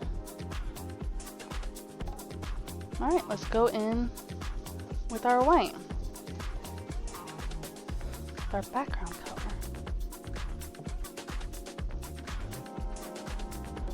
And remember, we're going to carve this out. I'm going to fill in the biggest spaces, and when we get closer to our subject, we'll slow down and be more precise.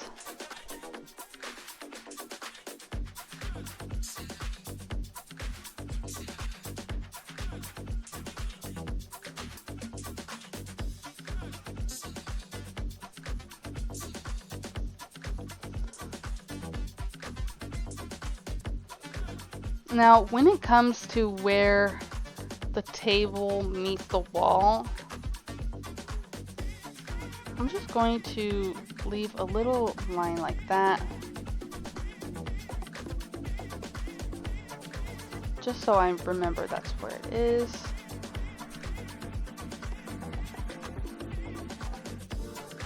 smoosh it around. We're going to be very careful and draw a line straight across. That's okay if it drags a little bit.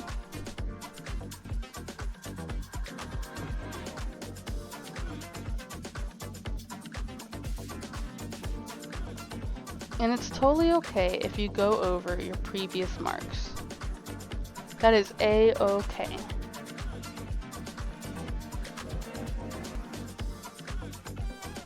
Need some more terps.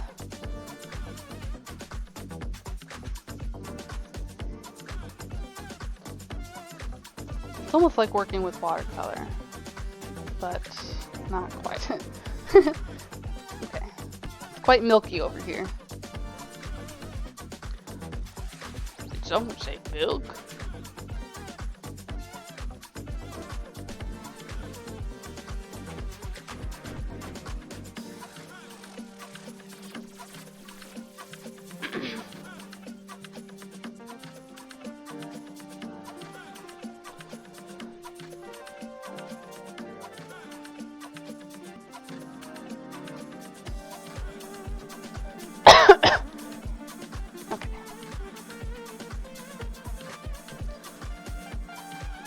So this is starting to look quite screwed. Just filling it in here. We'll round it out. Oh yeah. Another thing to remember is that curved objects like spheres, cylinders, cones, you know, they're curved. When you have rounded edges, you don't want a hard line for a round edge. A hard line says it will make it very flat, very graphic. So if you want to paint realistically, you need to have soft edges around curved things.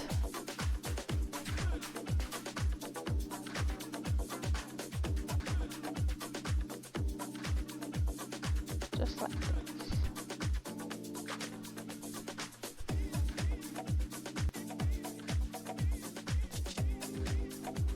I'm going to go ahead and just impose that there. We're blending colors on the canvas, and that's okay. This is just underpainting.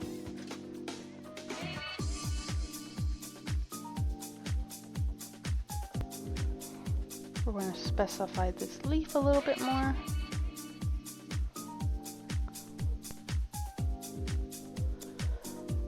And we're going to come up here and figure out what's happening here.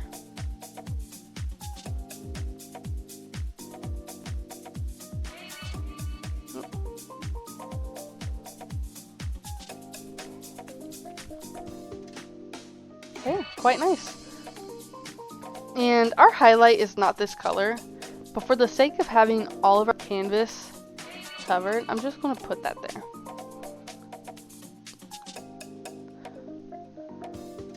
And I'm going to use a little extra burnt umber from our alright. A little extra burnt umber from up here, and place it here. Let's get a little bit more. And this will help us define where our table ends and where our wall begins.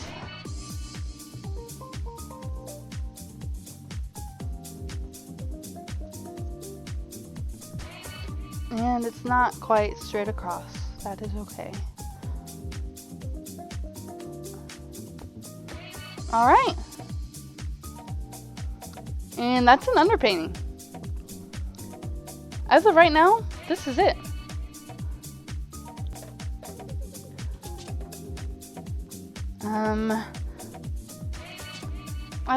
I'm gonna let this dry. I will most likely, I'm sure, I'll be live tomorrow with part 2. Not sure what time, but I'll announce it. But I'm gonna go ahead and get this video edited. and up on the YouTube.